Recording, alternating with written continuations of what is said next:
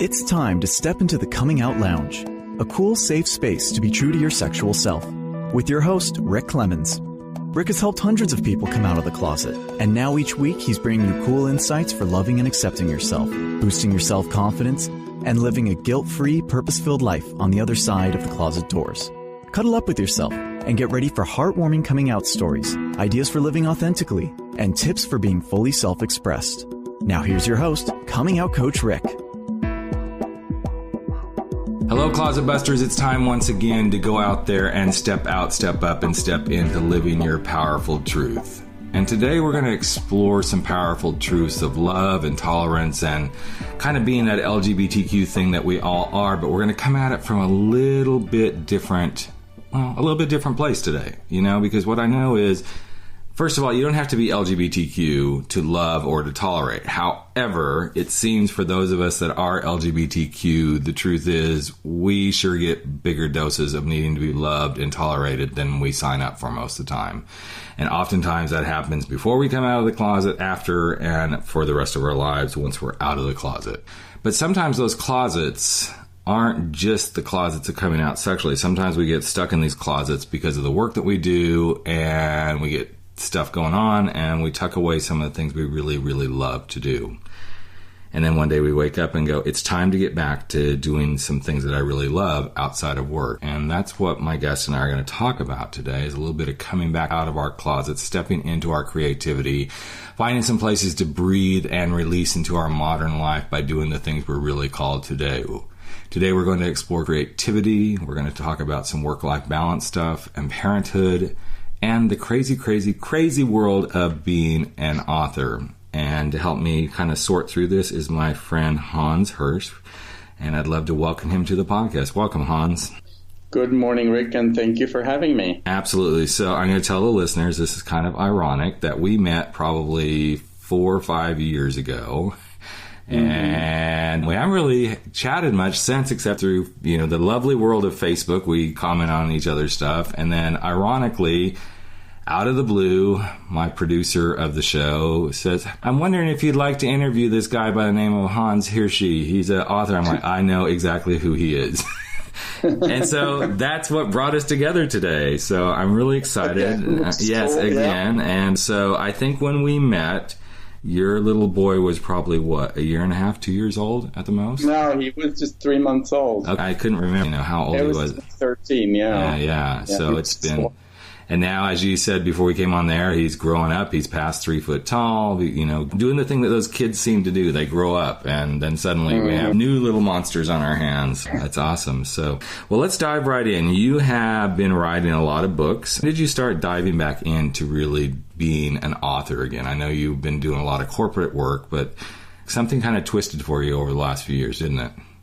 Yeah, well, basically what happened was I had a gig for an internet startup company. I invested some money in the company, and they wanted me to come work for them. And I started working there in the latter half of 2012, and things just didn't work out. And so I quit that job just before Christmas. And our son was due to be born in March, so I knew that I had like this 3 months time window. And you know what it's like, at least in Europe, you don't get a gig in 3 months. Right. So my husband and I, we kind of changed the way we had scheduled things, and I decided to go on parental leave first. Mm-hmm.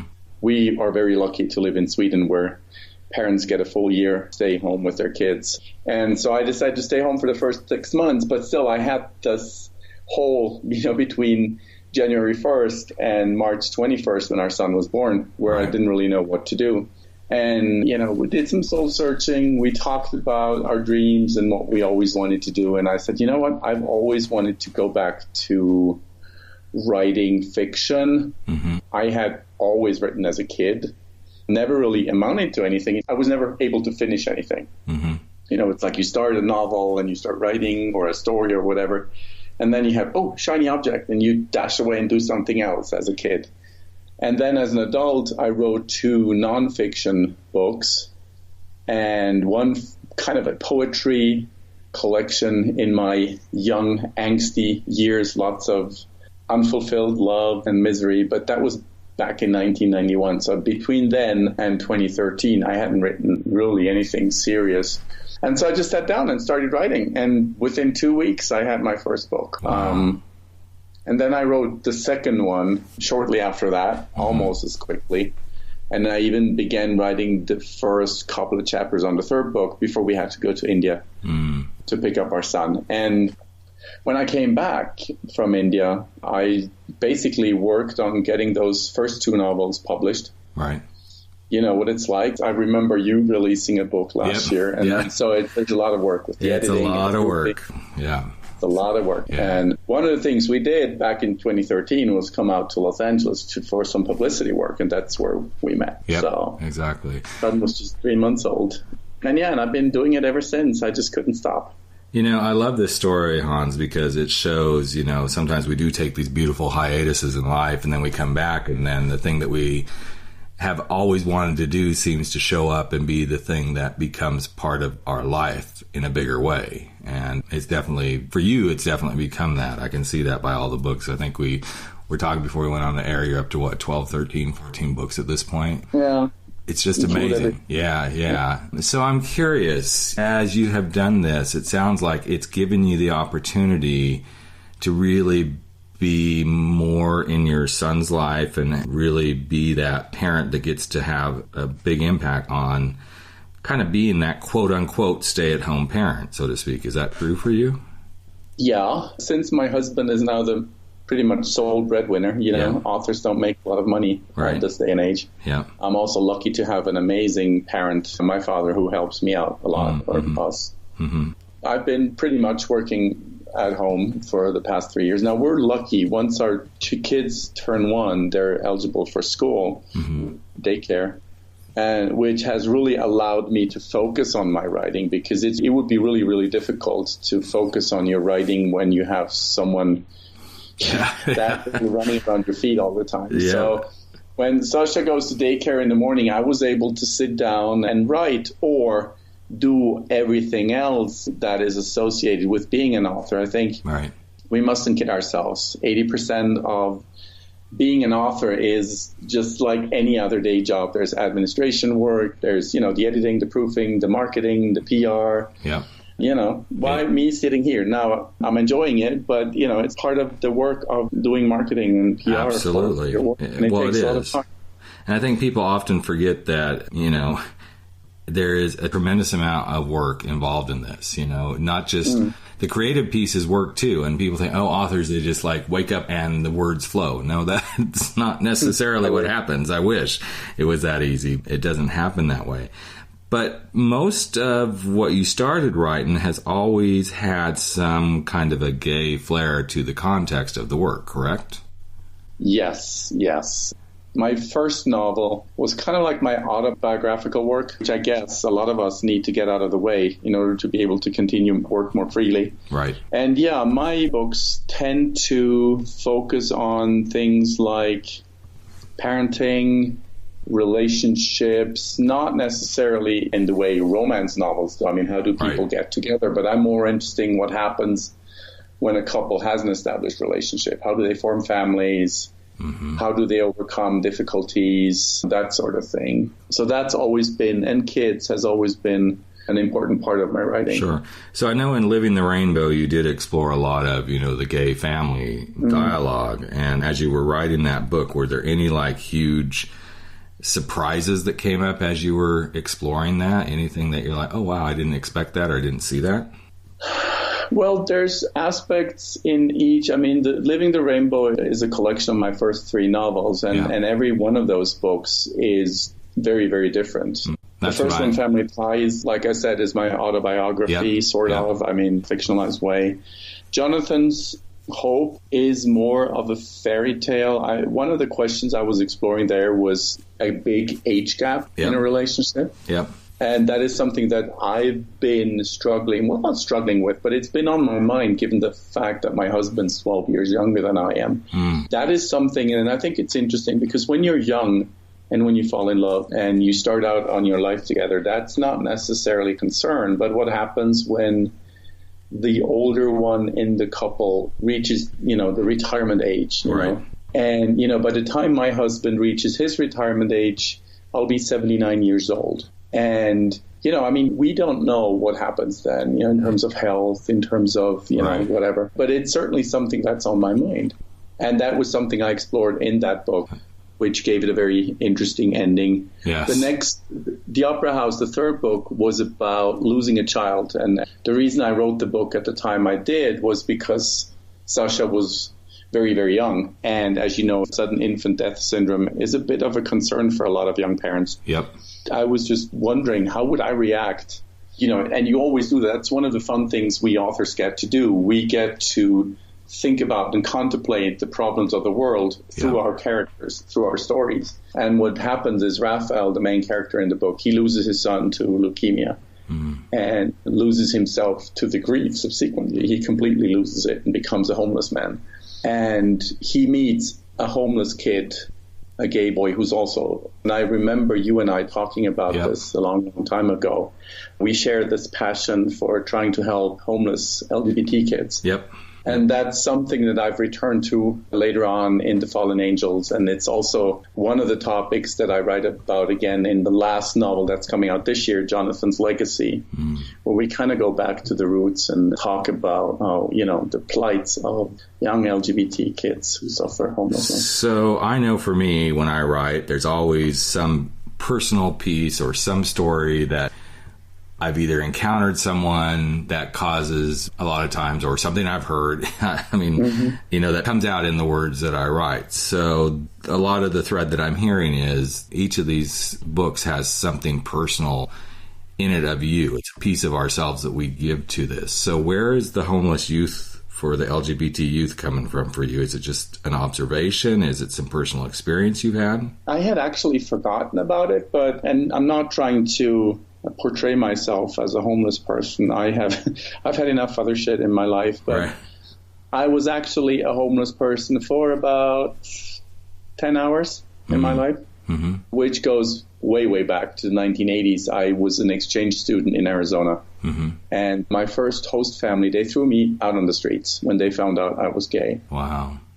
They literally, in the morning, they said, "You're out. When you come back tonight, your bags will be packed. Then outside, we don't want you in the house again." This is really significant, though, because it shows, the difference. And I'm not saying this lightly, because I know we still have plenty of stuff we're working through on a global basis. But that shows the difference in the 80s, how quickly something like that could be done to a young person. And then here we are today, where some people would say, oh, that doesn't really exist anymore, yet it exists all over the place. And I don't think people realize how many young people are being still thrown out of their homes, caretakers, whatever it may be, because they are LGBTQ. Yeah, and just to say, I don't want to make a big thing of this, because I was lucky. One of my teachers in the 5th period, he noticed that I was feeling blue, and he asked me what happened, and I told him, and he said, "You know what, son, you're coming to stay with us." So I found, I never had to sleep on the streets. I was never really on the streets. But the experience, the emotion of not being welcome, of being kicked out of a house for being who you are, for something you can't help. I've had that. I've felt those emotions. And so I think I understand what other people go through. But this is just something, and I think the reason why homeless LGBT kids mean so much to me, it comes from a different point of view. Before we had Sasha, and Sasha was born through a surrogate in India, we tried to foster kids. But even in a country as liberal and open-minded as Sweden, social services are still very, very traditional and also to a degree homophobic. When social services need to take a child into care, what they're looking for is a stay-at-home mom, traditional parents living in the countryside, preferably a farm with horses and God knows what.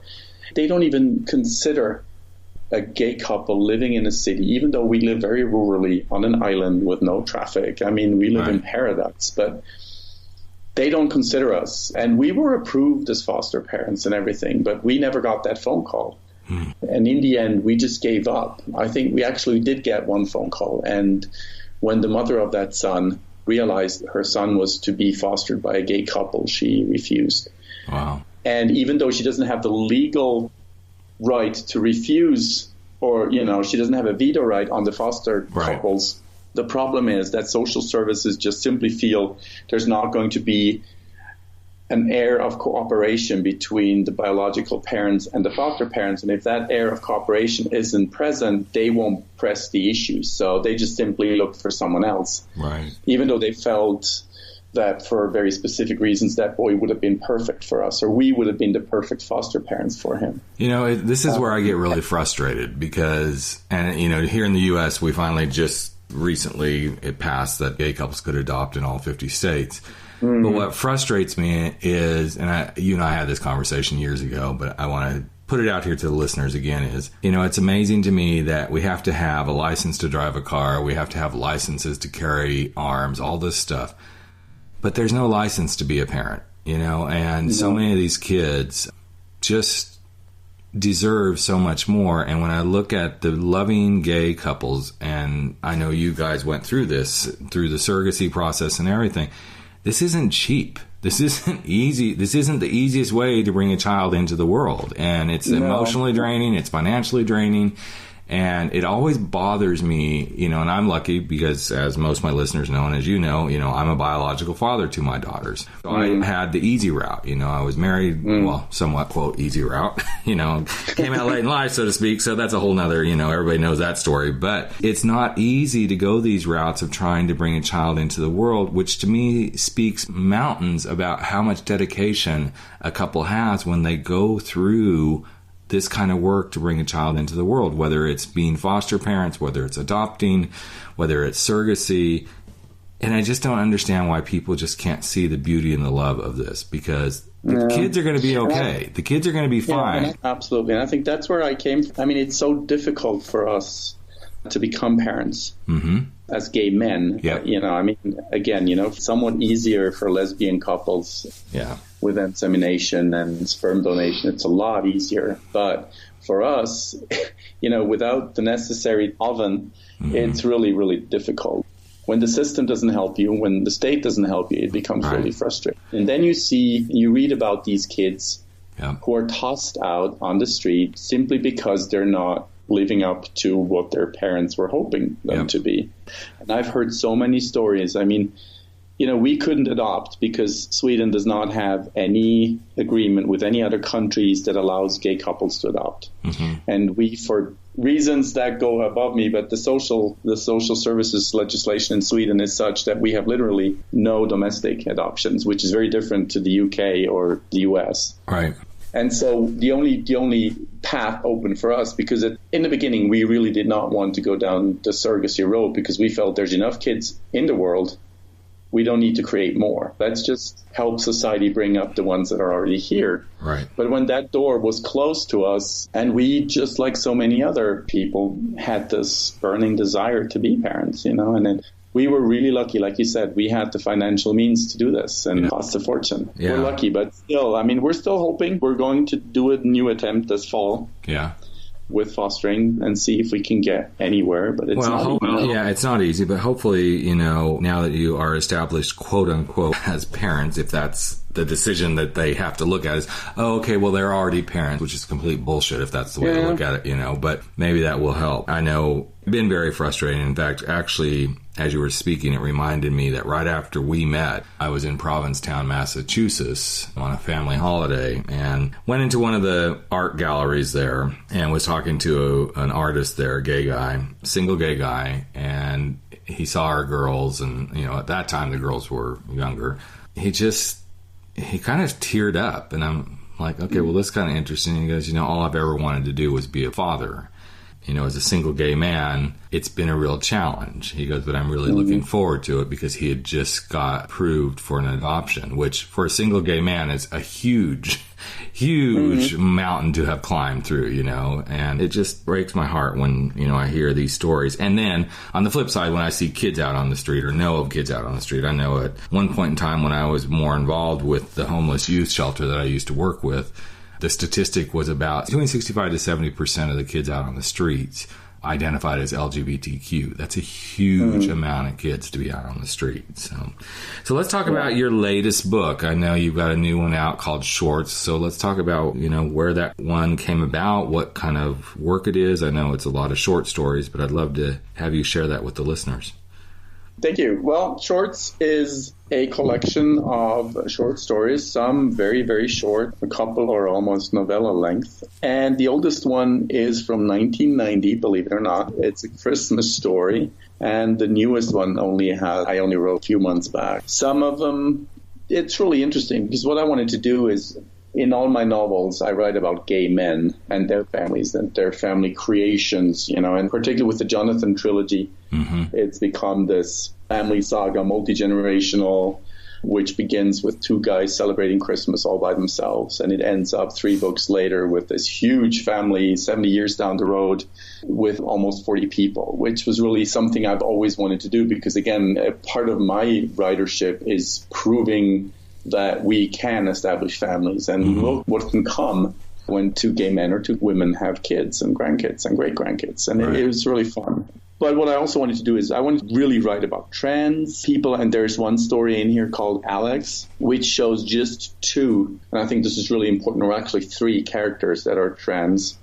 or genderqueer, whichever way you want to call it.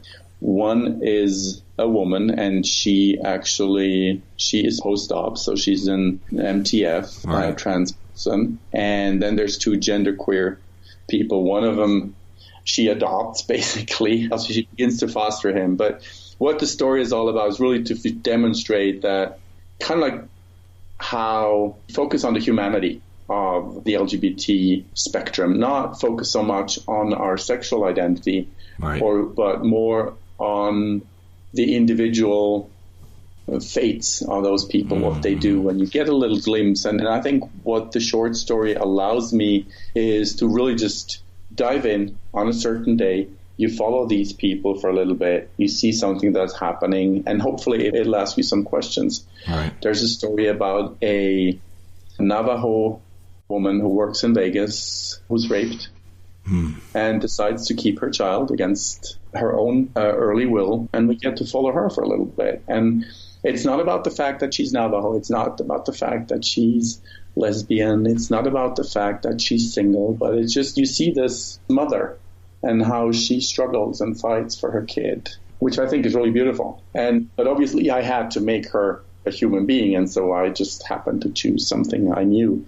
And there's other people. There's an older middle-aged professional, kind of our age, who strolls down the streets of New York and wonders why he's invisible, why nobody looks at him, which is something that I'm not sure if you've encountered that, but in our gay society, once you pass the climax of 25 years, you sort of turn and become invisible with everybody, and everybody's about beauty and skin deep. That is interesting because that is something I have not encountered.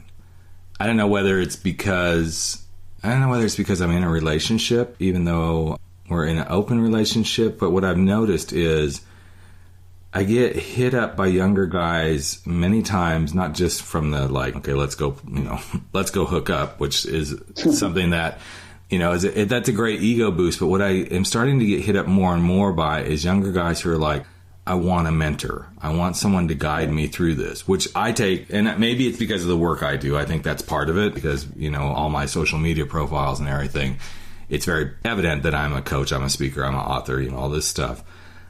But on the flip side, what I have found is clients who are living in what I call the gay bubbles. So the San Franciscos, the West Hollywoods, the New Yorks, where there's a larger predominant, they experience that not being seen sort of feeling a lot because of the culture being, it's got to be about the 6-pack ab, the bubble butt, the, pecs and all that sort of stuff. Yeah. It's very, very superficial. And the interesting thing is, I would agree with you. There's definitely comes a point, and you see that when you are on any of those dating apps, that once you hit 55, you become popular again. And then as you grow older, everybody with daddy issues or who's looking for someone older. But there's that weird time frame, say between 30, 35-ish to about 45-ish, 50-ish, where you're too young or too old. Yeah, you're kind of in that weird middle space where you either need to be hitched up and in a relationship, or you're just floating around trying to find someone to be in a relationship with, and it's really hard. And then I think it's not just an age question. I think it's also a question of looks. I think our community still is very focused on looks. Yep. And that's one of the things I write about in that particular story. You know, if you're a 4 and a 5, you're looking for a 6 or a 7. You're always looking for someone who's slightly better looking than you are, which obviously means they don't look at you, because a 6 or a 7 will be looking for an 8 or a 9. Exactly. So there's always this mismatch, and that's something that we know from psychology. That's a fact. We all go around the world with that bias.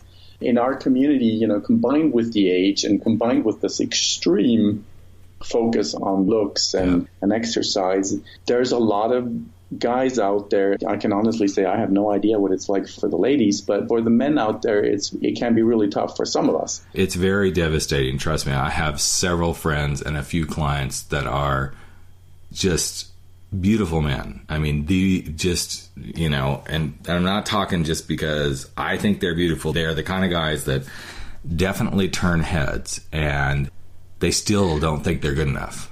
And again, it's frustrating. I mean, I live in a relatively small town. I mean, we've got about 1 million people in greater Gothenburg area. Mm-hmm.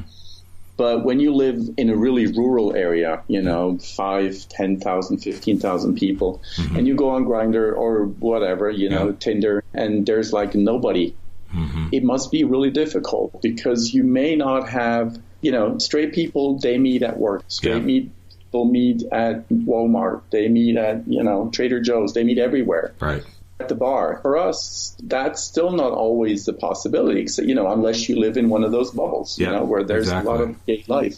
Yeah. And so it makes it more difficult. It's not as natural to meet someone in a way that is not, you know, very look focused. Whereas hetero people, they have that advantage. They meet, you know, at a basketball game. They meet in places where you focus more on the interests, on inner values, rather than what's on the outside. And it gives those of us, and I include myself in that, who are not very, very good looking, a better chance of finding love. So it's not easy, but it can happen. And I do a lot of work with gay men in this arena about finding a way to find the guy, even if you don't think they're out there. I mean, there's lots of places to find them. So a couple other questions I have really quickly before we wrap it up. And this one probably is going to take you kind of by surprise. If you could write a book right now for Sasha, that would be like that legacy book for your son, what do you think it'd be about? I actually already did that. One of the things we did was, while we were pregnant, we wrote a blog. It was important to me because surrogacy is so controversial. I want to be able for him to one day, 15, 18, 20 years down the line, to be able to read how we felt, not just why we made rational decisions, but how we felt, what the emotional impact was on us at the time. Awesome. So that book is out. And because I had such a big following on my blog at the time, I decided to put it out there. It's available for 99 cents on Amazon. It's called Dads. But today, if I had to write it again, I would probably focus on something else, on him just, you know, being true to who he is as a human being, and try to focus as little as possible about his assigned sex. I mean, we still don't know if he'll grow up a boy or not. And focus on being himself, whether that is a boy or a girl or gender queer, whether he is gay or straight. You know, I mean, he's doing it right at this minute. He has female friends, he has male friends, you know. Sometimes he wakes up and he says, Daddy, I want to be a girl. Sometimes he says, you know, am I a big boy now? I mean, he does it right at this very moment. But I know the more he gets exposed to heteronormativity, you know, once he reaches school age and you get all that pressure from the outside. You know, it's interesting. Your response is pretty similar, because I got asked that question a couple of months ago by someone interviewing me after my book came out. And they said, so what would you write to your daughters? And I literally said I would write about them being themselves and living a good life. Everything I could put into a book about being who you are and owning who you are and living the best life you can for you. Not for someone else, living the best life you can for you. I truly believe when you live your best life for you, you end up living the best life you can for someone else because you're being very, very true to yourself. Absolutely. So it kind of segues into the last question I have, which is the one I always end every episode with. If you could give some advice to someone that's out there listening who's either struggling with coming out, maybe they're in the middle of their journey, maybe they're hiding still, what piece of advice would you love to impart to someone in that space? Well, first of all, you're not alone. Mm-hmm. I think that's the most important message of them all, because that's the one thing I never got to hear when I was a teenager and struggled with all of this. I mean, you're not alone. There's millions and millions and millions and millions of us all over the world. And some of us are the most atrocious, disgusting, vile human beings you'll ever meet. But the vast majority are average people who go about their lives, who try to do good, who try to pay their bills on time, be good friends, be good parents, be good children to their parents. And then there's new saints out there too. I mean, let's not forget about those. But sure.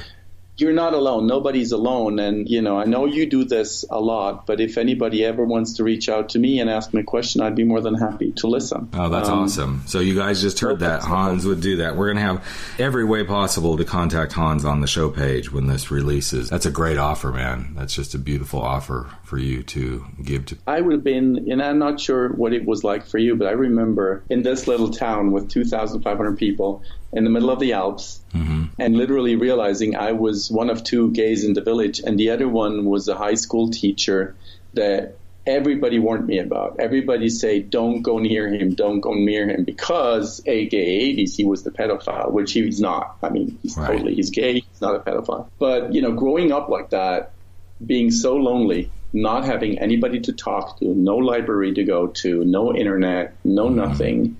God wanted to have, just someone to talk to, someone to write a letter. Yeah, and I think this is the missing piece. I mean, there's a lot. In fact, I was interviewing someone yesterday for a show, and they brought up the amount of available resources now compared to when they came out. And, there's plenty of resources, but we can always use more. So I really appreciate you just throwing that out there to, if anybody would ever want to talk, especially, those who may be thinking about going through this parenting journey that they've been through, and those who have found themselves feeling very isolated in small towns. Like, nobody really gets me. I think it's beautiful that Hans has put this forward. So I so appreciate reconnecting with you, friend, and hearing about all the beautiful things you're doing. And I love the work that you're doing. I still have the books you gave me when we met in LA, and I've held on to them all this time and consider them real treasures. So I just really appreciate you taking time to be here on the Out Lounge. So, and thank you so much for having me. Absolutely. We'll have everything that you need to contact Hans on the show page. And if you've enjoyed what you've heard today, you know the drill. Go to Facebook, connect with me,